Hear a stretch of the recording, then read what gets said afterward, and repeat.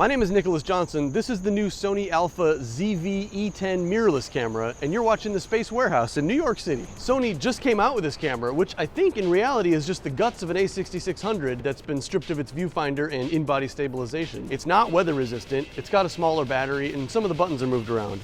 Oh, and the flippy screen goes out to the side rather than over to the top like the a6600. Those are all downgrades for sure, but this camera sells for half the price, and you still get that same super sampled full 6K sensor readout of the a6600 for really, really good 4K video, albeit at 30 frames per second maximum. I'm gonna go ahead and say this is a great YouTubing camera, especially if you normally have your camera on a tripod and stationary. I'm gonna swap out so you can see the picture you get out of it. I'm shooting this at 4K, 24 frames per second in the 100 megabits per second mode. One feature of all Sony Alpha cameras that they're the very best at, if you ask me, is the autofocus, especially this eyeball autofocus. Since we all love shooting interview footage like this at a wide open aperture, that means the plane of focus is very thin.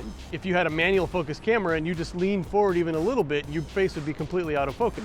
But this camera, as well as its Sony a6600 big sister, just stay locked onto your eyes, so you can pretty much just hit record on the camera and then step into frame and be really confident that you're going to be in focus. Even if you get super animated and you kind of like move forward and back, it'll keep your eyes in focus all the time. It's actually really amazing. You'd recognize the importance of this if you've ever tried to use like an old Nikon DSLR camera to shoot videos like this one. You used to have to like focus on an object that you'd set here and like run around the camera and make sure it's perfect, and then you have to stand exactly where it is, and if you step forward a little bit, if you're trying to shoot at a wide open aperture, you're out of focus. But with this thing, it just keeps you in focus all the time. It's really good. On Sony's own website, they categorize this camera as an interchangeable lens vlog camera. So it's clearly been prominently designed with video creators in mind. That said though, there is no IBIS. There's no in-body image stabilization. There's no hardware image stabilization in this camera. That's not something you should expect from a $700 camera though, so it's totally okay. This is totally expected.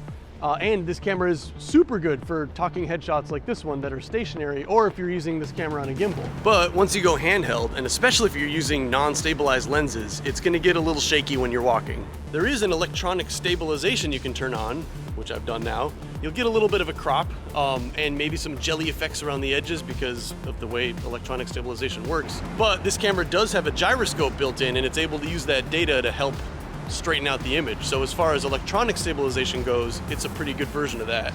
And excellent if we're talking about you're standing still and panning the camera on something else. It almost feels like it's on a tripod or on a gimbal. As for shooting modes with this little guy, you can shoot 4K without a crop at 24 and 30 frames per second at either 60 or 100 megabits per second. And especially after going through YouTube compression, I don't think that you can actually tell the difference between 60 and 100 megabits per second. So that might be a good place to save a little hard drive space if you're recording a lot. If you're shooting 1080p, you can shoot at 24, 30, 60, or 120 frames per second. At 120 frames per second, you get a little bit of an extra crop and you can't use the image stabilization. Here's a little bit of 120 FPS, 1080p, 100 megabits per second video so that you can judge the quality of it. They gave this thing some interesting like smartphone-esque automated features like product showcase, skin touch-up filters, and then automatic background defocus button, so you don't have to know how to use the settings in your camera at all. Product showcase showed up in the ZV-1. It's a handy little feature for creators who want to show stuff. So you can be talking about something and have a really good cameraman effect even though you're shooting by yourself. You used to have to hold stuff up such that it would block your whole face so that the camera would focus on the thing and not focus on you.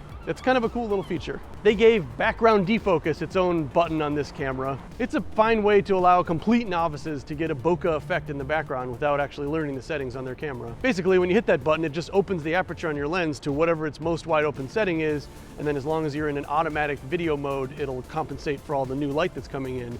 But if you're shooting in manual, it'll just open it all the way up and blast your sensor with light. It's not something I use, but I can see how it's useful. And Sony makes every button on the whole camera reprogrammable, so the more buttons the better as far as having customized buttons, so I'm into it. The microphone on this camera is apparently much improved. It's got a much bigger grill to accept the sound, and it even comes with a little dead cat you can slide into the hot shoe to block the wind if you're walking around. The lack of a viewfinder, I think, is Sony's way of showing that this is meant to be a gateway camera for users who are upgrading from a phone, rather than photographers who are used to holding a camera up to their eye to frame up the shot. This is not a camera that you should buy if your primary focus is taking photographs. Don't get me wrong, it will do that, and it'll actually do a really good job. Again, this sensor is really, really good.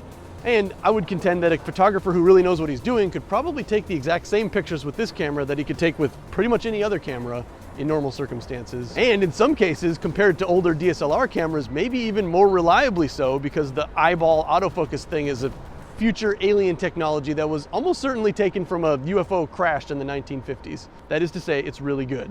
But they're selling this as a cost-cutting vlogger camera that can also take pictures. No viewfinder. The rolling shutter on this camera is pretty bad. That's where you're panning, you get sort of like a weird jelly effect on otherwise straight things. This is probably because this camera will super sample a 6K picture down to a 4K picture for video. So literally every frame as you're taking it 24 times in a second has to be cropped down to 4K from 6K. It gives it a much clearer picture, but it takes more time. The sensor actually reads out from top to bottom. And so by the time you've moved to the left to the right, that data from the top is different from the data from the bottom just because of time. That's probably part of why the A7S III is only 12 megapixels and has dual chip processors, so it can handle all that data fast enough to get rid of that rolling shutter. This camera uses a W-type battery, the FP-FW50. It's a 7.3 watt-hour battery. For comparison, my a6600 and also my A7S III uses a Z battery, which is a 16.4 watt-hour battery. You can see it's actually like a lot bigger, or this is a lot smaller. So the battery on this little guy is literally less than half the size of the big boys. So it's not an all-day shooter. You're gonna wanna get a couple of batteries with it. A weird problem I'm having on day one with this camera, and I expect it'll be updated maybe even by the time you see this video, but my computer, my Lightroom, which is always updated, can't read the raw files off of this camera. It's pretty odd that they would release a brand new camera without it being in the Adobe RAW updates, but that is the truth for right now. I was able to use a workaround where you can import them through the Sony Image Edge software, and then you can export it into Lightroom as a TIFF where you can edit the pictures. But hey, those pictures are like 70 megabytes a piece for a 24 megapixel camera. And it's just kind of a cumbersome process that obviously no one wants to go through every time you ever use pictures for anything. But again, I think this will be fixed with the software update. It's a non-issue, it's happening right now. Ports. I love that they went with the USB-C port for charging and data. It can actually charge up the camera really fast because what is 18 watts through USB-C or whatever. And something that's always plugged into the side of my computer anyway, my MacBook charger, is the same cord. So you can just unplug that from the charger and plug it into here to get the data. You don't ever have to take the memory card out. Or if you want to charge the camera, same thing. You can pluck it out of your computer, put it into the camera, and it'll start charging the camera. Any USB-C power source will charge this camera, which is getting more and more ubiquitous all the time, and it's just a really handy port. I like the USB-C port. It does have a microphone jack and a headphone jack separately, so you can monitor audio if you're doing that. They did stick with the micro HDMI port, which I get it. You gotta save space, you're making a tiny camera, but really tiny connections like that will wear out faster than their full-size brethren connections.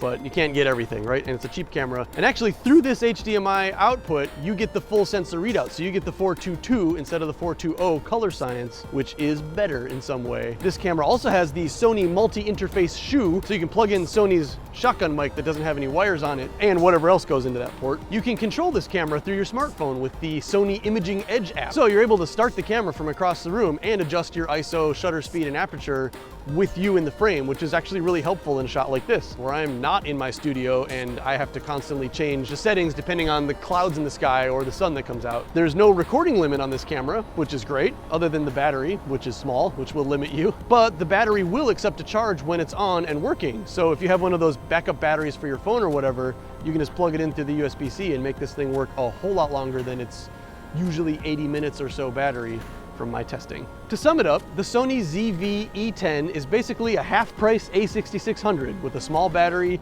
no viewfinder, no hardware image stabilization, and no weather sealing, but it does have a nice microphone, USB-C charging and data transfer, no record limit, a very, very nice sensor, and it's super light. On a budget, this thing is a very good interchangeable lens Youtubin camera. If you want to know more, or maybe you have a very specific test that ought to be done with this camera, leave a comment below and I will see to it. I've been Nicholas Johnson. I'm standing at the Javits Center. It's closed on Sunday. It's Labor Day weekend. Goodbye.